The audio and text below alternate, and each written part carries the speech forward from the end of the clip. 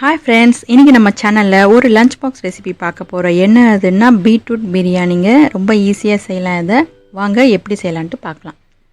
First வந்துட்டு குக்கரில் எண்ணெய் நெய் ஆட் பண்ணிக்கோங்க. நெய் வந்துட்டு ஒரு டேபிள் ஸ்பூன் அளவுக்கு, எண்ணெய் வந்துட்டு 2 டேபிள் ஸ்பூன் அளவுக்கு சேர்த்துக்கோங்க. நெய் சேர்க்கறதுனால ரொம்ப வந்துட்டு ஃப்ளேவராக இருக்கும். அதனால தான். லவங்கம் 2 ஆட் பண்ணுங்கள். பிரிஞ்சி இலை 1, அதுக்கப்புறமா பட்டை ஒரு சின்ன துண்டு அளவு சேர்த்துக்கோங்க. அன்னாச்சி முகம் சேர்த்துக்கோங்க. அதுக்கப்புறம் சோம்பு வந்து ஒரு 1/4 டீஸ்பூன் அளவுக்கு. ஸோ இதெல்லாம் ஆட் பண்ணிட்டோம். நம்ம அந்த சோம்பு பொரிஞ்சிட்ருக்கு. இப்போ வந்துட்டு ஆனியன் வந்து ஒரு 2 மீடியம் சைஸ் அளவுக்கு நான் கட் பண்ணி வச்சுருக்கேன். அதை இதில் ஆட் பண்ணிக்கோங்க. கருவேப்பிலை கொஞ்சமாக சேர்த்துக்கோங்க.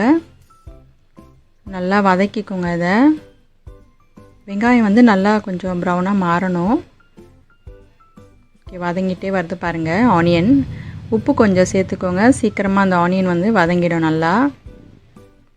நல்லா கலந்து விட்டுக்கோங்க. இதை வந்து நீங்கள் குக்கரில் வந்து ஈஸியாக செஞ்சிடலாம். காலையில் நேரத்தில் என்ன செய்யணும்னு யோசிக்கும் போது டக்குன்னு செய்கிற ஒரு ரெசிபி இது. ஓகே, இப்போ வந்து இஞ்சி பூண்டு விழுது சேர்த்துக்கோங்க. பச்சை மிளகா 2, காரத்துக்காக நம்ம இதை ஆட் பண்ணுறோம். பச்சை மிளகா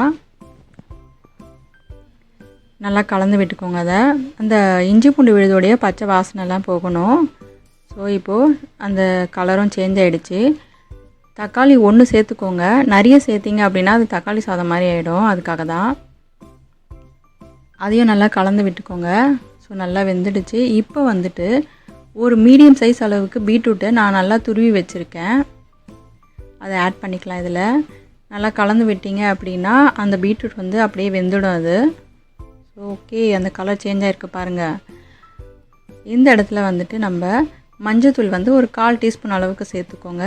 கரம் மசாலா அதேமாதிரி 1/4 டீஸ்பூன் அளவுக்கு. பிரியாணி மசாலா ஒரு 1/2 டீஸ்பூன். அதுக்கப்புறம் தனியாத்தூள் வந்துட்டு 1 டீஸ்பூன் அளவுக்கு. ரெட் சில்லி பவுடர் வந்துட்டு 1/2 டீஸ்பூன் சேர்க்குறேன். 2 பச்சை மிளகாய், இது ஒரு 1/2 டீஸ்பூன் அளவுக்கு ரெட் சில்லி பவுடர். நீங்கள் வந்து காரம் இன்னும் கொஞ்சம் வேணும் அப்படின்னா இன்னும் கொஞ்சம் சேர்த்துக்கோங்க. ஸோ எல்லாம் கலந்து விட்டுட்டு அந்த பச்சை வாசனை போன பிறகு தண்ணி ஆட் பண்ணுறேன். நான் 1 கப்பு பாஸ்மதி ரைஸுக்கு 1/2 கப் அளவுக்கு தண்ணி ஆட் பண்ணியிருக்கேன்னா. ஸோ நல்லா கலந்து விட்டுங்க. உப்பு கொஞ்சம் செக் பண்ணிக்கோங்க. இப்போ வந்து கொஞ்சம் ஒரு கொதி வரும்போது நம்ம ரைஸை வந்து இதில் ஆட் பண்ணிடலாம். அரிசியை வந்துட்டு கழுவிட்டு ஒரு 1/2 மணி நேரம் வந்துட்டு ஊற வச்சுருந்துங்க. ஸோ இதில் ஆட் பண்ண பிறகு நம்ம வந்துட்டு மூடி போட்டுட்டு விசில் விட்டுனா நல்லா வெந்துடுங்க.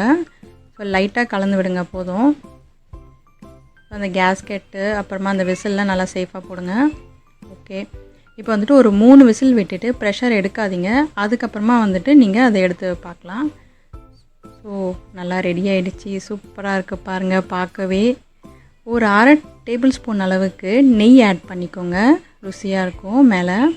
ஸோ மெதுவாக அதை கலந்து விடுங்க. அப்போ தான் அரிசி வந்து உடையாமல் இருக்கும்.